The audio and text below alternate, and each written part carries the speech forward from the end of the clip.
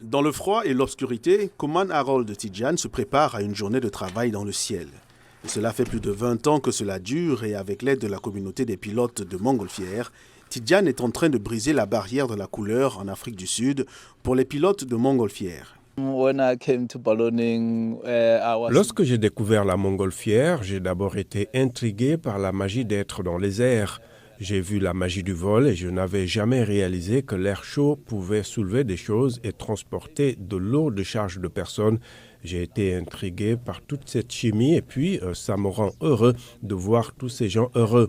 Je voulais faire partie de ceux qui rendent les gens heureux parce que je pense que s'il y a du bonheur dans le monde sera un meilleur endroit où vivre. Pour devenir pilote professionnel de montgolfière, il faut obtenir une licence et accumuler 100 heures de vol.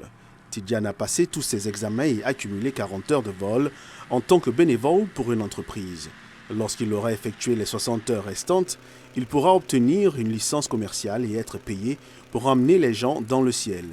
Le coût des heures de vol est l'un des principaux obstacles à l'obtention d'une licence, explique Richard Bovell, président de la Balloon and Air Federation of South Africa. The biggest cost is obviously the balloon hire. Le coût le plus important est évidemment la location du ballon et le gaz. Malheureusement, le prix du gaz est lié à celui de l'essence. Donc, comme nous le savons tous, cela monte et descend de façon importante. Oui, c'est un loisir qui coûte cher et c'est tout. Comme je l'ai dit tout à l'heure, il y a tous les examens que l'on doit passer, ces examens médicaux, etc., et que les élèves pilotes doivent passer. Le parcours de Tidjane vers l'obtention de sa licence a été rendu possible grâce au soutien de la Fédération et de la communauté aéronautique. Ils lui ont fourni un ballon pour accumuler les heures de vol et l'ont aidé à obtenir un financement du gouvernement pour sa licence.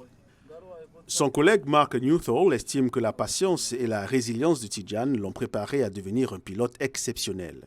Il faut savoir lire toutes les conditions météorologiques, connaître son équipement, son équipage et s'assurer que tout est en place. Ensuite, on décolle et on se demande ce qu'on va faire maintenant. Vous savez, les conditions ne sont pas tout à fait celles que la météo nous avait annoncées. Maintenant, il faut faire avec. C'est comme la vie. Il faut accepter ses défis et tout faire avec le sourire. À mesure que le soleil se lève, Tidjane aussi s'élève gracieusement, réalisant son rêve et élevant les aspirations des Sud-Africains de tous horizons.